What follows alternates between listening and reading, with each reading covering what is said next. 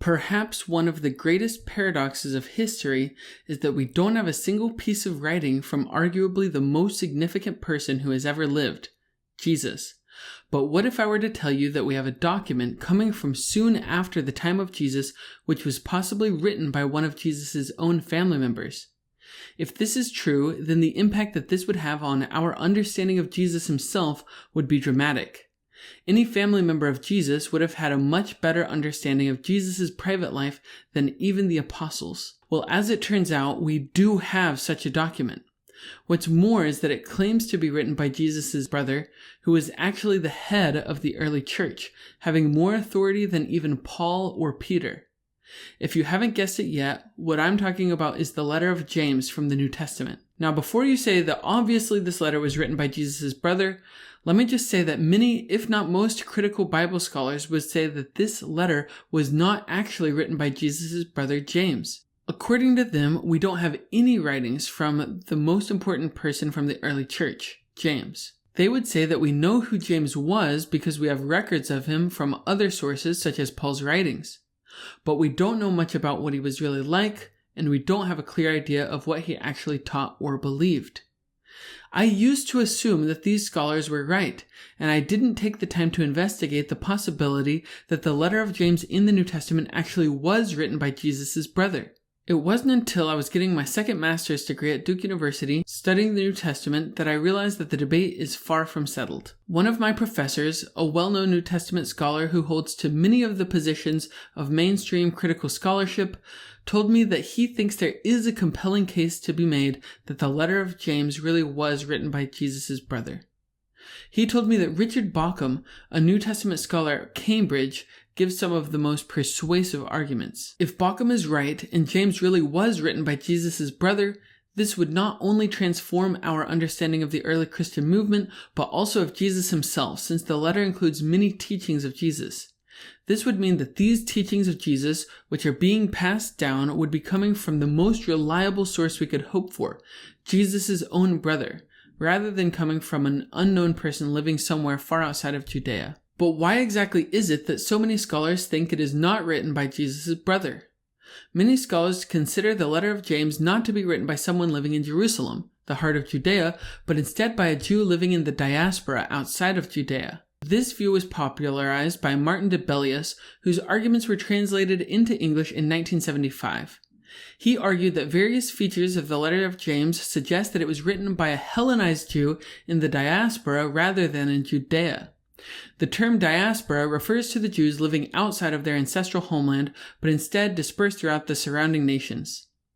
Whereas Jesus' brother James lived in Jerusalem, the heart of the Jewish homeland, Martin Debelius argued that the author of the letter was written by someone in the diaspora, which would automatically exclude James from being the author. Debelius gives a few key arguments that this letter was written by a Jew living in the diaspora rather than by a Judean Jew like James. First, the letter is written in accomplished Greek with Greek literary features.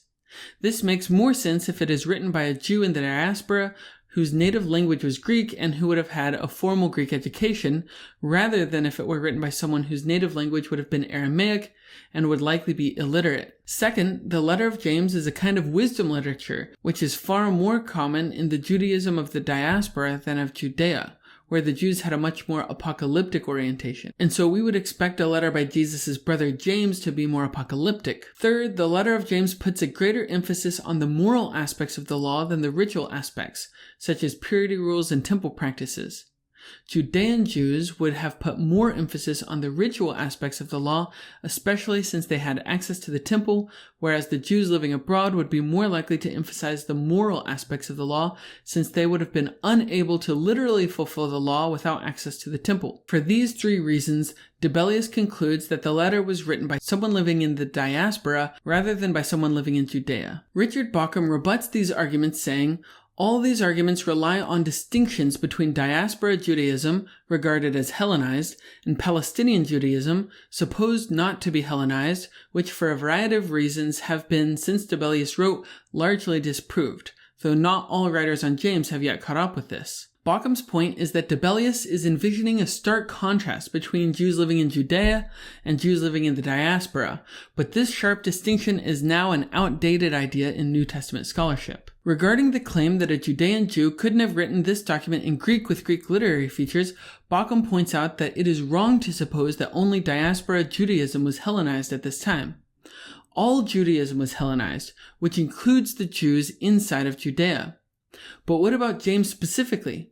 How could someone raised in Galilee not only be literate, but also capable of writing in proficient Greek? Well, even people in Galilee were largely Hellenized. David de Silva points out that first century Galilee produced such Hellenized figures as the rhetorician Theodorus or the poet Meleager. Also, it's important to remember that James did grow up only 3 miles away from Sepphoris, a city which Josephus describes as the ornament of Galilee, and the place which Herod Antipas chose as his capital city. Since James came from a family in which his father was a craftsman, it is likely that James would have spent a lot of the time in the capital city Sepphoris helping his father Joseph. As a result, he may have needed a working knowledge of Greek when doing projects in such a Hellenized city as Sepphoris, since Greek was the lingua franca of the day. But even more importantly, Richard Baucham reminds us that James did live in the cosmopolitan city of Jerusalem for around 30 years. It's estimated that 10 to 20% of the population in Jerusalem would have been native Greek speakers, and many of these people would be Jews from the diaspora. Baucham explains the significance of this clearly. In addition to the large proportion of the population of the city who spoke primarily Greek, there were also, for several weeks every year, thousands of pilgrims from the diaspora, many of whom could speak Greek and little or no Aramaic. Preaching the Christian message to these visitors must have been a significant part of the ministry of the Jerusalem church. James had every opportunity and very good reasons for acquiring good proficiency in Greek. He would be quite used to using the Septuagint Greek version of the scriptures in evangelism, discussion, and worship with Greek-speaking Jews. Finally, in the composition of his letter, he could easily have had the assistance of a more Hellenized Jew than himself, a native Greek speaker with a good Greek education, since there were certainly such people in the Jerusalem church. But what about Debelius' second argument, in which he points out that the letter of James is written as wisdom literature known as wisdom paranesis, and that this type of wisdom literature is only found in Jewish writers of the diaspora, not among Judean Jews, who would have been more likely to produce apocalyptic literature? Well, after Debelius wrote this argument, the Dead Sea Scrolls were discovered in Judea, confirming that Judean Jews did in fact write this type of wisdom literature as well, and many of the Dead Sea Scrolls include this wisdom literature. Therefore, it is now outdated to say that wisdom paranesis only comes from the diaspora, since this wisdom literature was found in the Dead Sea Scrolls. Also, it appears that James may indeed include some apocalyptic material. For example, the letter includes statements of reciprocity, which John Dominic Crossan refers to as apocalyptic sanctions. The letter also includes a beatitude, and beatitudes are common not only in wisdom literature but also in apocalyptic literature. But Richard Baucham makes an important clarification, saying, "It is essential to realize that in the later Second Temple period, aka the time in which the letter of James would have been written, the types of Jewish literature, such as wisdom paranesis, law, and apocalypse, are distinguished by literary genre and religious function, not worldview. Therefore, if a Jew chose to write wisdom literature versus apocalyptic literature, this does not reveal the author's worldview, since the author could very well be an apocalyptic Jew who simply chooses to write a piece of wisdom literature. Therefore, the fact that the letter of James is written as wisdom literature in no way suggests that it was written by someone outside of Judea." What about Debelius' third point? In his third point, he argues that James's preoccupation with the moral aspects of the law rather than the ritual aspects suggests it was written by a Jew outside of Judea, where Jews would be more likely to focus on the moral aspects of the law since they could not literally fulfill the ritual aspects of the law without access to the temple.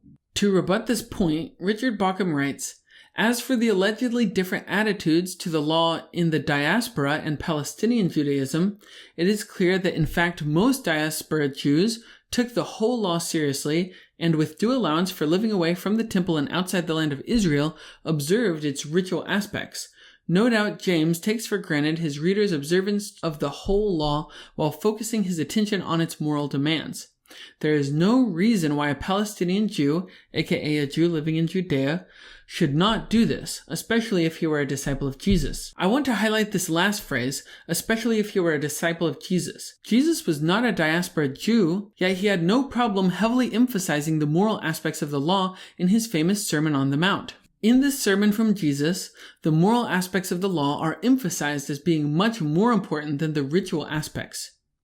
Interestingly, the letter of James has a strong connection to the Sermon on the Mount and includes many of the same teachings. Therefore, the fact that James emphasizes the moral aspects of the law makes a lot of sense if James is the brother of Jesus, passing on the teachings of Jesus and the wisdom that he got from Jesus. There is absolutely no reason to think that his focus on the moral aspects of the law somehow suggests that he is writing from the diaspora. Therefore, none of Debelius' 3 arguments convincingly prove that this letter was written by someone living in the diaspora. This removes the biggest barrier to the idea that it really was written by Jesus' brother. However, are there any positive reasons for thinking that it was written by Jesus' brother? Well, the most important indicator pointing to James as the author comes from the very first word of the letter, which is the name James, clearly stating that the author's name is James. However, some scholars point out that James was a common name among Jews in antiquity. For example, New Testament scholar Bart Ehrman writes, he gives his name as James, which readers over the centuries have taken to refer to the brother of Jesus, but there is little reason to think that the author is claiming to be that particular James. The name was fairly common in the first century. Bart Ehrman gives some examples of different Jameses from the New Testament, such as James the son of Zebedee, James the son of Alphaeus, James the son of Mary, and James the father of Judas. Richard Bauckham addresses this argument by pointing out, since James was a common Jewish name, common even among early Christian leaders, a particular James had to be distinguished from others. For example, by reference to his father. Only one James was so uniquely prominent in the early Christian movement that he could be identified purely by the phrase James, a servant of God and of the Lord Jesus Christ. So what exactly is Richard Bauckham saying here? He's agreeing with Bart Ehrman that there were indeed many Jameses at the time, but Bauckham points out that since James was such a common name in the early church, there would be some indicator attached to their name so that people would know which James is being referred to. If you look back at the different Jameses from the New Testament, they have further indicators other than their names to show which James they are. James the son of Zebedee, James the son of Alphaeus, and James the father of Judas.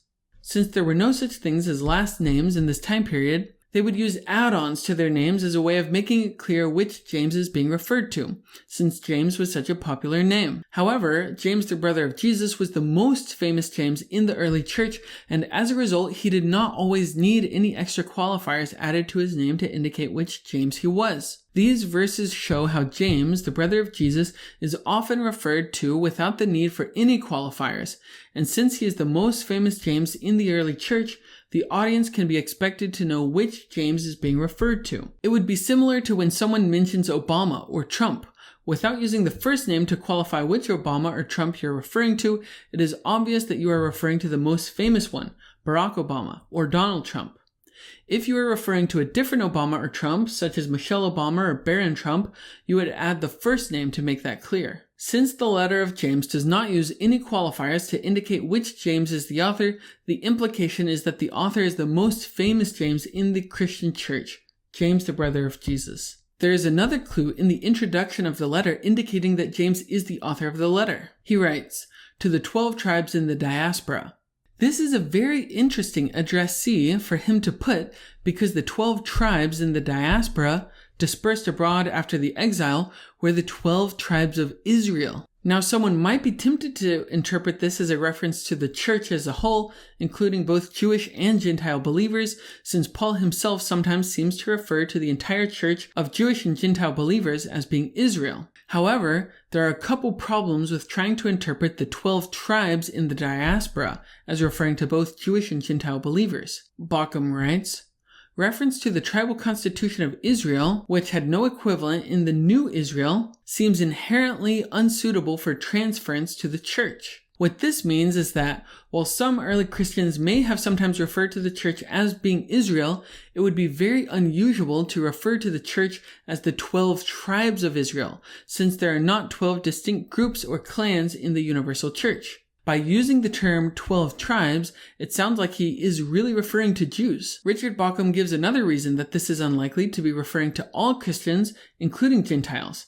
He writes, "The term diaspora is also unsuitable since in Jewish usage it was uniformly associated not simply with the condition of exile, but more specifically with God's scattering of his people as punishment for their sins." Baukham's point here focuses on the word diaspora, which, as I've already said, refers to the Jews scattered abroad rather than living in their homeland.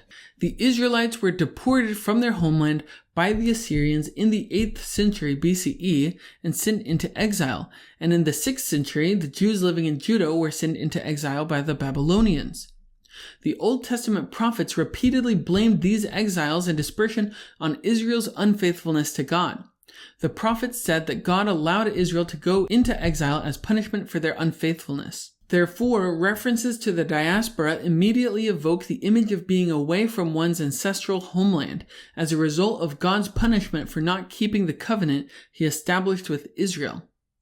The term diaspora was very meaningful to Jews, but would not have strong significance for Gentiles who were not taken from their homeland as a punishment for past sins. The fact that James addresses his letter to the 12 tribes in the diaspora therefore seems intended for a Jewish audience rather than to a conglomeration of both Gentile and Jewish believers. But why would the letter of James be addressed to Jews if it was intended for Christians? Bauckham answers this question saying, "The reason the addressees are not distinguished as Christians is that the early Jewish Christians thought of themselves not as a specific sect distinguished from other Jews, but as the nucleus of the messianic renewal of the people of Israel, which was underway and would come to include all Israel. In early Christianity, there was not a clear distinction between Christians and Jews. Rather, Christ followers were made up of Jews who recognized Jesus as the promised Messiah. It wasn't until there became increasing numbers of Gentile Christ followers that there was eventually a distinction between Christians and Jews. Therefore, because of the fact that the letter of James is addressed to the followers of Jesus who are considered to be Jews, part of the 12 tribes of Israel and living in the diaspora, this indicates that James was likely written before there was a clear distinction between Jews and Christians. This means that the letter must have been written quite early in the Christian movement. Bauckham explains, "It should be noted that this epistolary situation to a large extent ceased to exist soon after the death of James. Therefore, the date of the letter goes back to the time that James would have lived, and the introduction does identify James, the brother of Jesus, as the author. There are no compelling reasons to think that the letter was written from the diaspora, and therefore it seems likely that it truly was written by Jesus' brother. But now that the authorship of James is cleared up, what about the message? Why does it say that both faith and works are necessary for salvation? And does this message contradict Paul's teachings? Well, in the next video, I'll answer that question, and I'll definitely give a perspective you likely haven't heard before, so you won't want to miss it. Make sure to subscribe and hit the notification bell so that you don't miss the next video. See you then.